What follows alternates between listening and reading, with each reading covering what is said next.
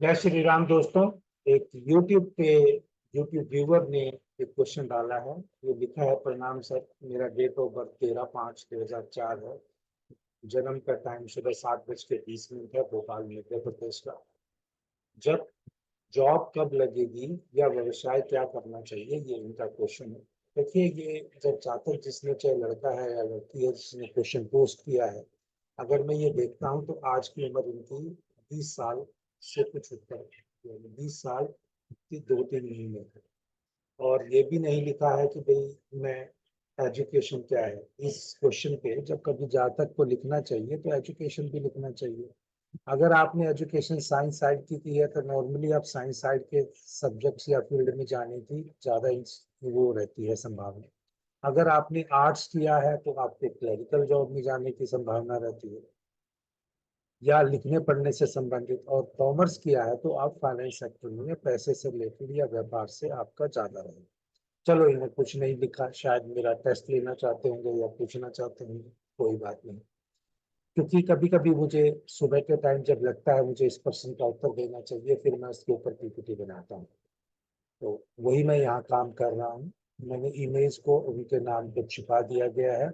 अब इस क्वेश्चन के हिसाब से, अगर जो मुझे लगता है अपने हिसाब से, जो एक ऊर्जा होती है चार्ट की, ऊर्जा के हिसाब से ये जातक को जॉब जो है 2025, यानी मई 2025 से लेके अप्रैल 2026 के बीच में ये जातक को पहली बार जॉब लगना चाहिए। मई 2025 से लेके अप्रैल 2026 के बीच में जातक को पहली बार जॉब लगनी चाहिए।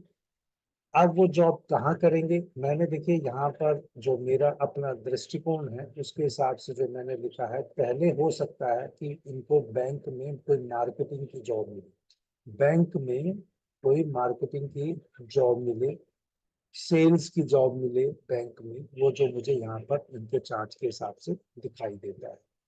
अगर इनका कोई खानदानी काम है और ये बिजनेस ओरिएंटेड रह सकते हैं, तो हो सकता है कि भाई इनको कोई कपड़े की रनिंग क्लोथ्स की जो होती है, जो थान में से कपड़ा काटते हैं, उस टाइप का काम कर सकते हैं। लेकिन अगर इन्होंने साइंस साइड के सब्जेक्ट पढ़े हैं, पढ़े लिखे हैं, और थोड़ा बहुत मेडिकल फील्ड से अगर इनका इंटरेस्ट है, या इनके पास खुद इन्होंने फार्मेसी किया है, या किसी दोस्त के साथ लाइसेंस जिसके नाम पे फार्मेसी हो, तो हो सकता है ये मेडिकल स्टोर भी खोल सकते हैं। ये मेरा अपना दृष्टिकोण है। जब अभी प्रेजेंटली इनकी शनि की महादशा चल रही है, जब शनि की महादशा में जब इनका जो अंतर आएगा इनका, जो बुध का, अभी शनि की महादशा है, बुध का अंतर इनका 17/5/2025 से आएगा, तो इसलिए मैंने कहा मई के बाद। और उसके अंदर पर्टिकुलरली जब केतु का आएगा पीरियड, शनि मरकरी केतु में, उस टाइम पे इनका पहली बार लाइफ में प्रोफेशन स्टार्ट हो जाएगा। अल्टीमेटली जो मुझे इनके चार्ट से लगता है कि ये किसी भी प्रकार का लॉन्ग टर्म में चल के या तो ट्रेवलिंग रहेगी, या कोई भी किसी प्रकार के व्यापार करने की संभावना इनकी बड़ी रहेगी।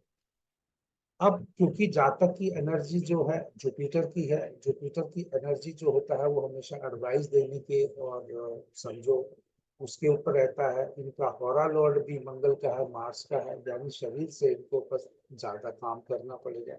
तो एडवाइस और काम करते हुए, जैसे मेडिकल रिप्रेजेंटेटिव हो गया, मेडिकल शॉप हो गया, या बेड के ऊपर, या कपड़े की थान हो गया, ये इस करके मैंने, या चेयर के ऊपर जो बैंकिंग का है, जब आप मेहनत कर लेते हैं सेल्स और मार्केटिंग में, तो आप टीम को भी लीड कर सकते हैं। तो ये जो चीजें, मुझे उम्मीद है कि जो इस जातक ने पूछा है नौकरी कब लगेगी, नौकरी लगने का जो महीना मैंने बता दिया पर्टिकुलरली, इनकी जो नौकरी लगने की जो संभावना बनती है वो मई से लेके जुलाई के बीच में 2025 में बनती है। तब इनका पहली बार प्रोफेशन स्टार्ट होगा। एरिया जो है, ब्रॉड एरिया, क्योंकि जब एजुकेशन पता नहीं है तो उसका भी बता दिया है।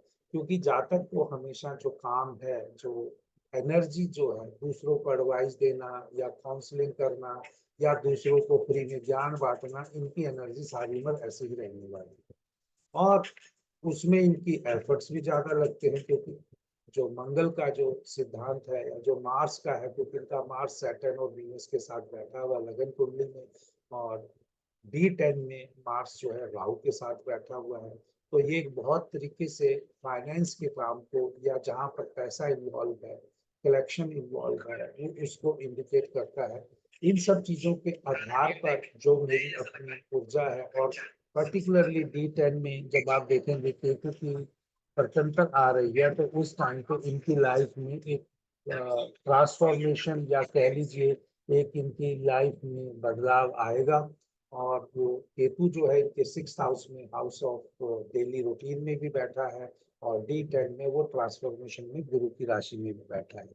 तो इस प्रकार से जो मेरा कैलकुलेशन करने का तरीका है, ये पूरा का पूरा जो एनालिसिस है ये वैदिक बेस्ड है।